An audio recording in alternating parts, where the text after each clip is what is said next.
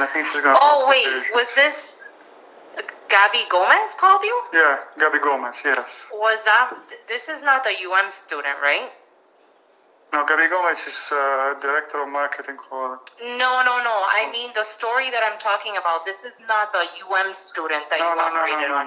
No. It's another version. Also, Gabby called you already? Yes. And what did she ask you for? About the patient. Oh, okay. So I don't know how you want to combine notes. Well, the thing is that Dr. Katzen gave me the information today, and he said to call you. So I don't know why Gabby called. Maybe it's because it's you have overlapping titles at Marcus and MCBI. Neuroscience, yeah. I think you guys should work together. I don't see any. We did. So Gabby used to support me for MCBI, but now she's strictly at Marcus Neuroscience. I'm over Miami Cardiac and Vascular. Yeah, but it doesn't make sense that you guys are working separately. Can you tell a similar story? I don't know how she got the information for the patient. I'm not sure. But do you think you can tell me a little bit about the procedure and what the patient had done? Yeah, I not talked to her because I didn't, that's what I thought for. Because the guy is apparently a very prominent guy. So I only know about her because I've been working with her for the last. Oh, no. But I oversee. Oh, okay. No, so Gabby supports Marcus Neuroscience and I support Miami Cardiac and Vascular Institute.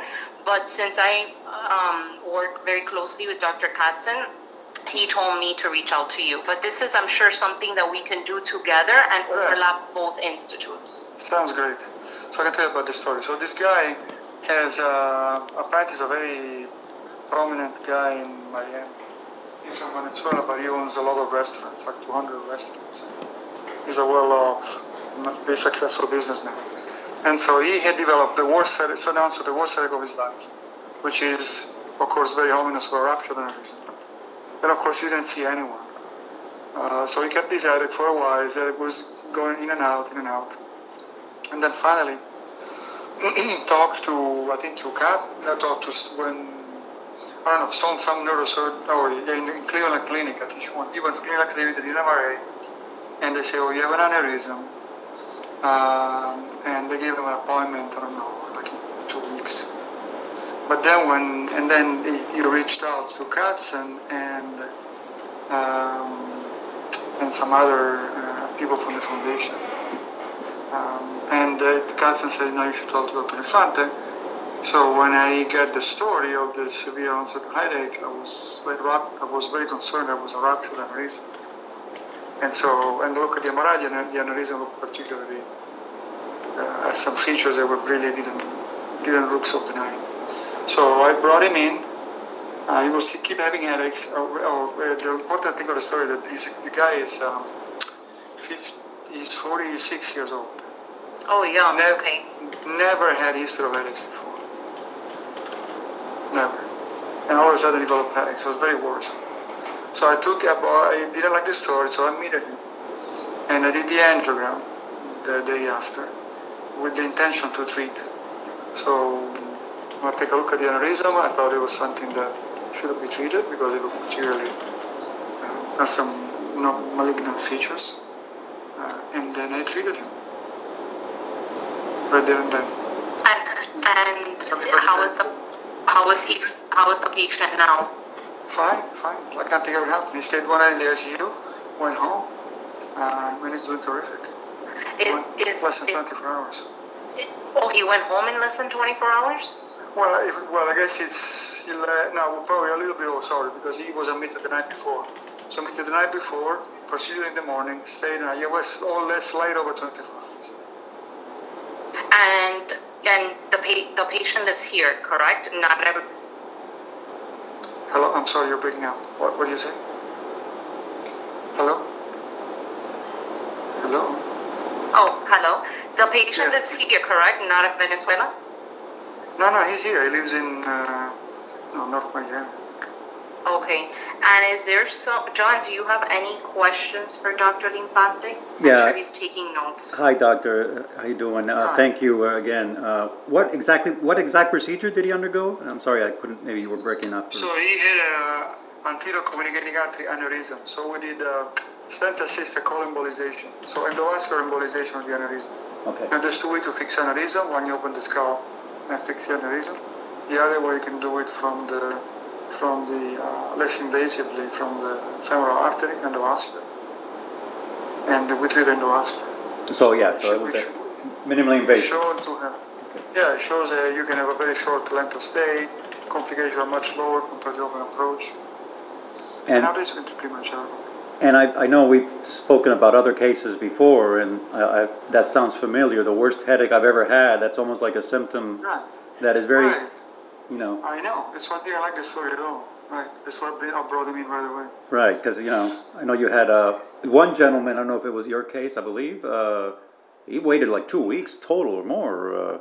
He was actually pretty fit and playing tennis, and he had this worst headache he's ever had. And they thought it was a stroke, but yeah, that's amazing. And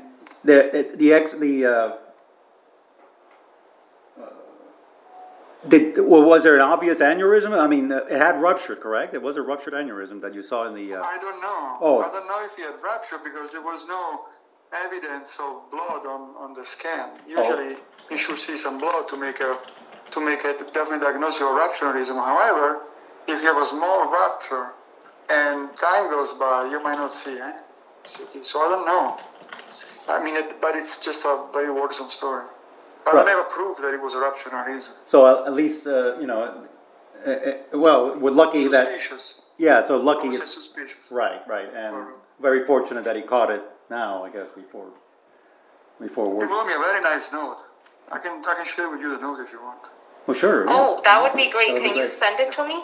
I will. I'll send it to you. And do you have his information? Do you know if someone in the office can reach out to him and let him know that we're interested in writing a story on his procedure? Yes. I'll do that. But please also talk to Gabby because I don't know if it's, I don't know how you guys... No, yes. So Gabby, again, Gabby and she works in the same office, but I think what happened was since I oversee marketing for MCBI and I was talking with Dr. Katzen this morning, he mentioned it. So I said, let me just reach out to you first. But of course, I will tell Gabby and Katie that we spoke so that they know that, hopefully if the patient agrees, we can, do a success story around him and around you. Yeah. Yes. I'm sorry for the confusion, but I have no, it's okay.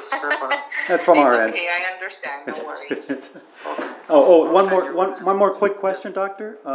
Did he have any underlying health issues, high blood pressure, or anything that you know of? Nothing. Nothing, right? Zero. Wow. Okay. I'm a very healthy guy. Yeah. That's very common. I mean, we've had more than one story like this where very healthy people all of a sudden, wow. Very healthy people was in this horrible aneurysm. I can send you the pictures. It was horrible. Well, yeah. Wow. Okay. Thank you very much, doctor. I appreciate it. You're very welcome. Okay, thank you, doctor. Okay. Thank you. Bye-bye. Bye-bye.